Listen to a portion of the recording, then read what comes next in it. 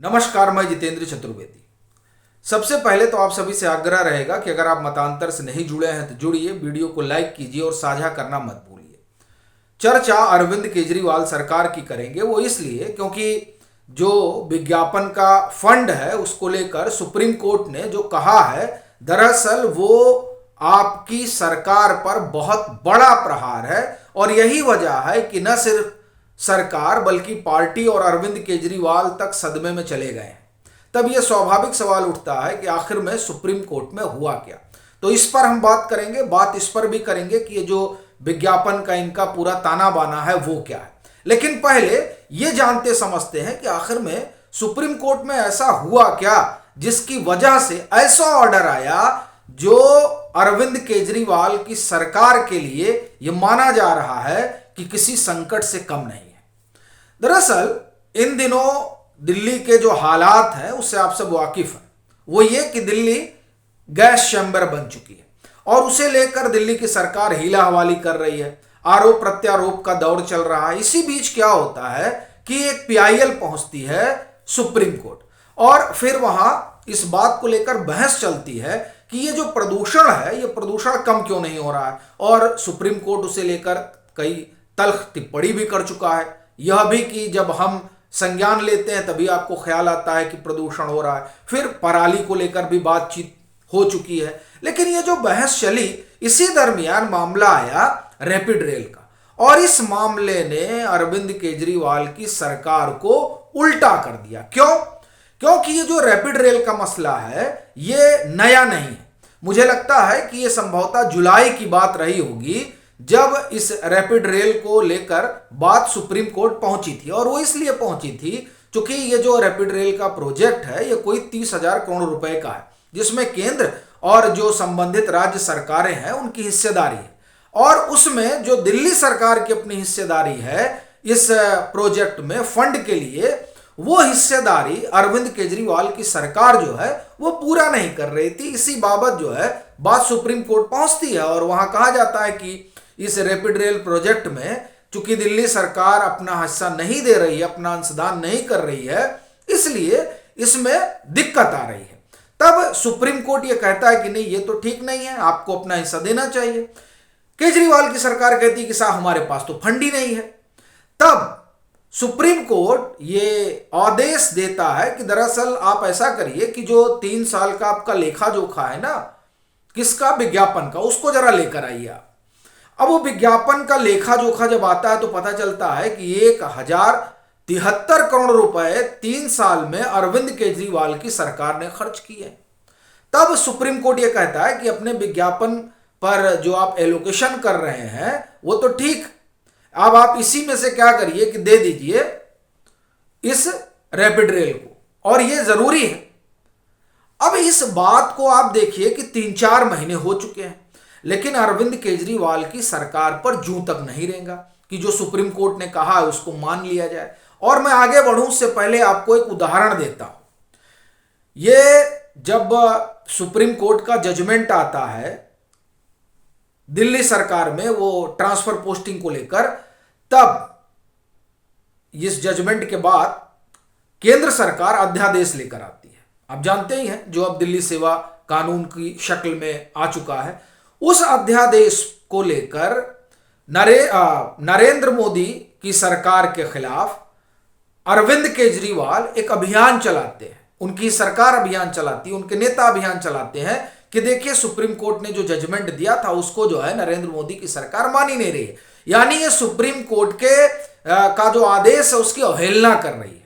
जबकि वो जो सुप्रीम कोर्ट का जजमेंट था, उसी जजमेंट में ये कहा गया था कि ट्रांसफर और पोस्टिंग को लेकर कोई स्पष्ट नियम कानून नहीं है, इस वजह से ये व्यवस्था करनी पड़ी। यानी ये जजमेंट आया, अब अगर सरकार कुछ कर लेती है तो एक अलग मसला है। उसी के तहत आप देखें कि दिल्ली सेवा कानून बना, उसी के तहत अध्यादेश आया जो बाद में कानून की शक्ल में तब्दील हुआ। अब वहां पर अरविंद केजरीवाल की सरकार उस मसले में केंद्र सरकार पर यह आरोप लगा रही थी कि ये सुप्रीम कोर्ट की बात नहीं मान रहे हैं, सर्वोच्च न्यायालय की बात की अवहेलना कर रहे हैं। और रैपिड रेल वाले में क्या हुआ? रैपिड रेल वाले में 3-4 महीने बीत गए सुप्रीम कोर्ट के कहने के बाद भी अरविंद केजरीवाल की सरकार ने फंड रिलीज नहीं किया। अब ये क्या है? क्या ये सुप्रीम कोर्ट की अवहेलना नहीं है? क्या ये सुप्रीम कोर्ट के आदेश का मान मर्दन नहीं किया केजरीवाल की सरकार ने? यह सवाल उठा, कहां उठा? सुप्रीम कोर्ट में उठा। संजय किशन कौल की बेंच, धूलिया साहब, वहां यह प्रश्न उठा कि ये तो आप ये समझिए कि ये तो बहुत बड़ी बात हो गई कि आपसे कहा गया था कि आप रैपिड रेल के लिए फंड रिलीज करें, लेकिन आपने तो फंड ही नहीं रिलीज किया। उसके बाद तो आप समझिए कि जो दिल्ली सरकार है उसके हाथ पांव फूल गए सुप्रीम कोर्ट में। और देखिए ये जो मैं इस पर आगे चलूं इस बात पर, इससे पहले आप जरा इनके विज्ञापन का खेल समझिए और फिर हम आते हैं कि सुप्रीम कोर्ट ने कहा क्या। देखिए, अगर आप इनके विज्ञापन पर गौर करिए तो आप पाएंगे कि 2012 से लेकर 2022 के बीच इस दरमियान अगर देखें 10 साल में, तो कोई 4250% की वृद्धि हुई है विज्ञापन में। ये सब आंकड़े हैं तमाम। एक आंकड़ा मैं देख रहा था जिसमें यह पता चलता है कि ये जो पराली है उसके डिकम्पोज के लिए 68 लाख रुपए खर्च किए अरविंद केजरीवाल की सरकार ने, और उसको बताने के लिए विज्ञापन दिया 23 करोड़ रुपए का। यह हाल है केजरीवाल सरकार का। और जो इस साल का उनका विज्ञापन का बजट है वो 550 करोड़ रुपए का है। अब आप देखिए ये सारी बातें जो हैं वो ये बताती हैं कि अरविंद केजरीवाल को विज्ञापन की बड़ी चिंता है, लेकिन इस बात की चिंता नहीं है कि ये जो 2 करोड़ आबादी है दिल्ली की, इस आबादी को कैसे इस गैस चैम्बर वाली परिस्थिति से बाहर निकाला जाए। जो अध्ययन है वो ये बता रहे हैं कि इतने प्रदूषण में रहने से 10 साल आयु कम हो जाती है, और अगर हम आयु को अलग रख दें तो अभी सबसे बड़ी चीज ये है कि कितने तरह की बीमारियां हो रही हैं, स्वास्थ्य संबंधी कितनी समस्याएं क्रिएट हो रही हैं।